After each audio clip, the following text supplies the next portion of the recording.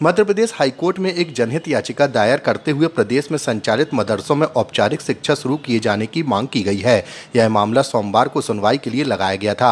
याचिकाकर्ता के अधिवक्ता सैयद अशर अली वारसी के निवेदन पर चीफ जस्टिस सुरेश कुमार कैद व जस्टिस विवेक जैन की खंडपीठ ने मामले पर 6 मार्च को सुनवाई के निर्देश दिए हैं। भोपाल के सेवानिवृत्त प्रोफेसर हलीम खान और विधायक आरिफ मसूद की ओर से याचिका दायर की गई है। याचिका में कहा गया कि मदरसों की स्थापना धार्मिक शिक्षा प्रदान करने के उद्देश्य की गई थी। अन्य शैक्षणिक संस्थाओं की भांति मदरसों में भी आधुनिक व औपचारिक शिक्षा प्रदान की जाए। इससे मुस्लिम समुदाय के निम्न स्तर के बच्चों को अच्छी शिक्षा मिल सकेगी। याचिका में बताया गया कि केंद्र सरकार ने scheme for providing education in मदरसा भी शुरू की थी, जिसके लिए केंद्र एवं राज्य दोनों राशि उपलब्ध कराते हैं।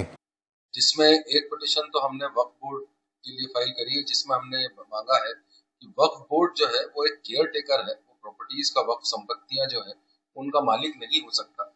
उसकी वजह यह है कि वक्फ बोर्ड का जो एक्ट है, वक्फ एक्ट 1995, उस एक्ट के हिसाब से अगर देखा जाए तो वक्फ बोर्ड एक केयर टेकर है। क्योंकि इसी संबंध में एक पिटीशन हमने पहले फाइल करी है, जिसमें सरकार ने खुद ये कहा है, वो खुद ये माना है कि कई सारे जो खसरों में एंट्रियां हैं वो गलत हो गई हैं और उसको वक्फ बोर्ड अहस्तांतरणीय किया जाना चाहिए।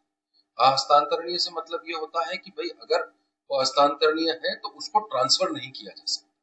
तो इसलिए हमने ये मांगा है, और ये देख रहे हैं हम कई कई बार से कि इस तरीके के विवाद आ रहे हैं सामने कि सरकार ने वक्फ बोर्ड की जमीनें ले ली और वक्फ बोर्ड ने वो जमीनें दे दी, तो वो चीजों से विवाद उत्पन्न हो रहे हैं, बिना मतलब के कियोस क्रिएट हो रहा है।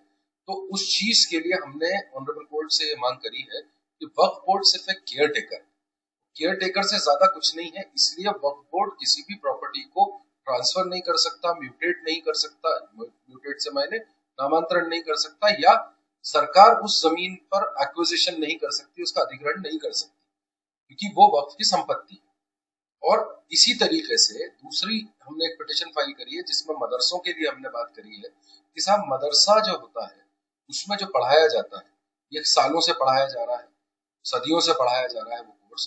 तो जब आर्टिकल 28, 29 और 30 में माइनॉरिटीज को अपनी इंस्टीट्यूशंस बनाने का अधिकार दिया है, माइनॉरिटीज को अपने एस्टैब्लिशमेंट्स करने का अधिकार दिया है, तो उस हिसाब से जो माइनॉरिटीज इंस्टीट्यूशंस में पढ़ाया जा रहा है वो भी अपने आप में एक फॉर्मल एजुकेशन हो सकता है। जैसा कि अभी रिसेंटली एक सुप्रीम कोर्ट के जजमेंट में ये कहा गया है कि आलिम की डिग्री जो है वो इक्विवेलेंट टू 12th है।